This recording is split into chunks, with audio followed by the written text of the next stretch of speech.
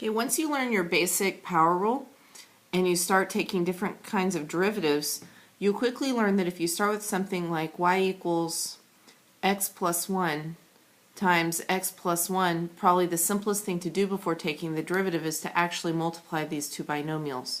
So we would get y equals x squared plus 2x plus 1. And then if I wanted the derivative, I would have y prime equals 2x plus 2. Well, what some people are tempted to do, especially when the functions get more complicated and it's not that easy to multiply them out, is they just try to do the derivative times the derivative, which isn't right, because the derivative of x plus 1 is 1 and the derivative of x plus 1 is again 1, so 1 times 1 is 1, which is not what the correct answer is of 2x plus 2. If you start with something quadratic like this, you should get this as the derivative. So then what they learned is something called the product rule, and then for division, if you have two things divided, the quotient rule. So let's say that we have some random function y equals, and I'm going to say it's a times b. And a and b are both functions of x. Let's say that I wanted to take the derivative of this. Well, what I'm going to do first is actually put a natural log on each side. So I'm going to take the natural log of each side of the equation.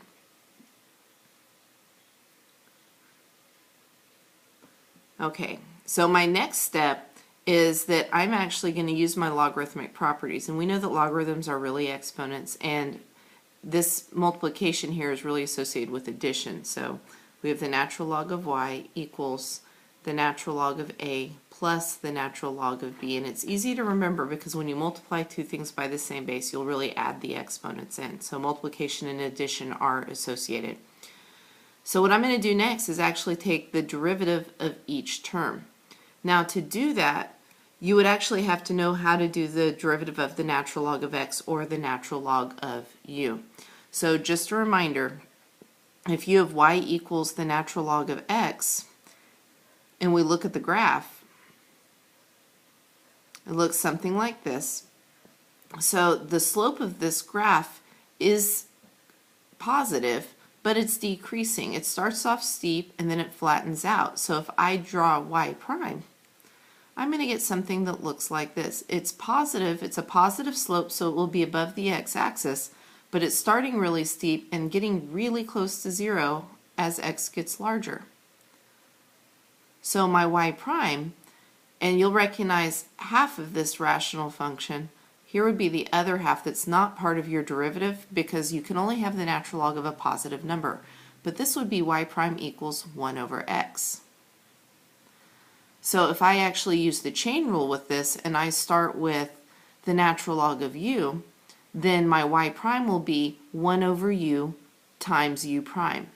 So that's what I'm going to do here, taking the derivative of all of this. I'm going to take the derivative with respect to x of the natural log of y, and that will equal the derivative with respect to x of the natural log of a plus the derivative with respect to x of the natural log of b. And just a reminder, you actually take derivatives term by term. So then what I'm going to do here is this y is really like a u because I'm taking the derivative with respect to x. So this is the chain rule. So the derivative of the natural log of y will be 1 over y times my y prime, which represents my u prime. And again, our basic rule is the natural log of u. If you take the derivative with respect to x of this, you get 1 over u times u prime, or u prime over u if you simplify. So y is not an x, so this is the chain rule, so I'm going to say that my derivative is y prime over y.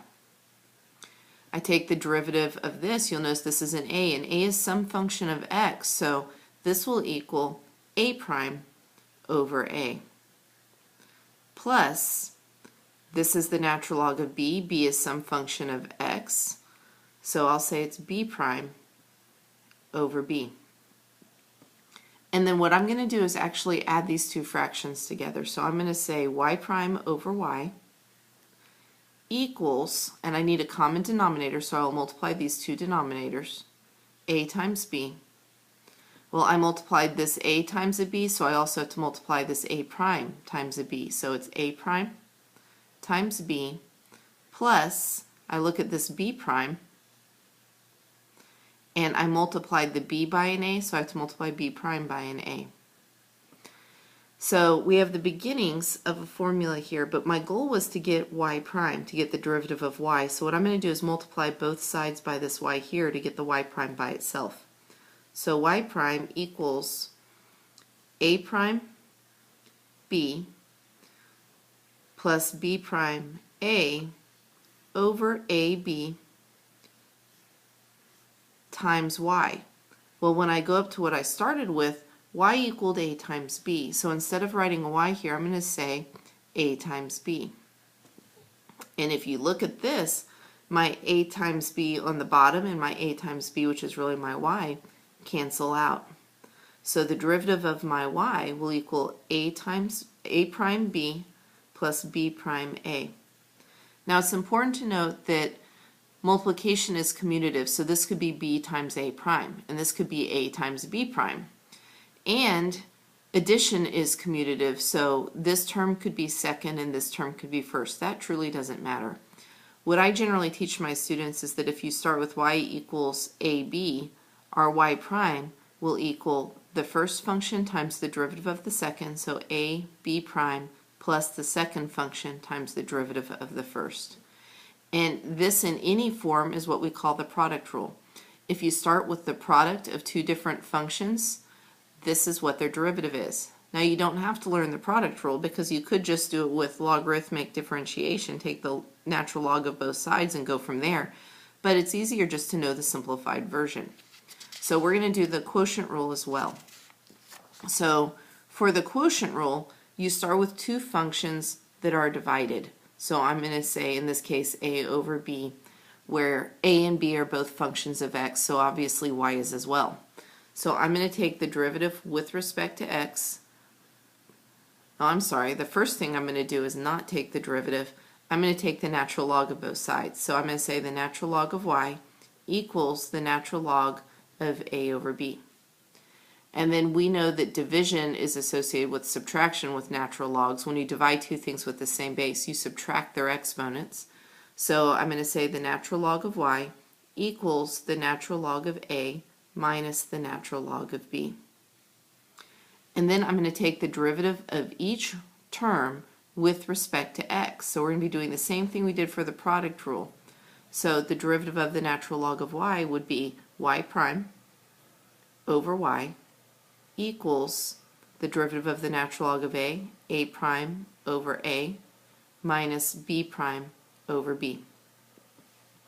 So then I'm going to subtract the fractions this time. So I'm going to say y prime over y equals, and it'll be a prime times b minus b prime times a over my common denominator ab. So the only difference at this point is this minus sign. So the next thing I'm going to do is get my y prime by itself. So this will be a prime b minus b prime a over ab times the y. Well, my y in this case is a over b. So I think it might be a little bit easier to see if we actually, actually you can see it right here. If we simplify this by canceling out an a, and then I'll multiply the 1 over b in, so y prime equals a prime b minus b prime a over a b squared. And this is your quotient rule. Now, I did a over b, and generally the quotient rule starts with the bottom function times the derivative of the top. But multiplication is commutative, so order doesn't matter here. Order doesn't matter here.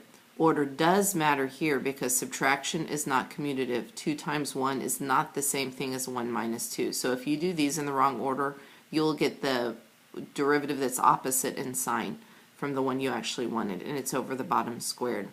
So this is one version of your quotient rule. Generally, my students see it as b times a prime, the bottom times the derivative of the top, minus the top times the derivative of the bottom over the bottom squared.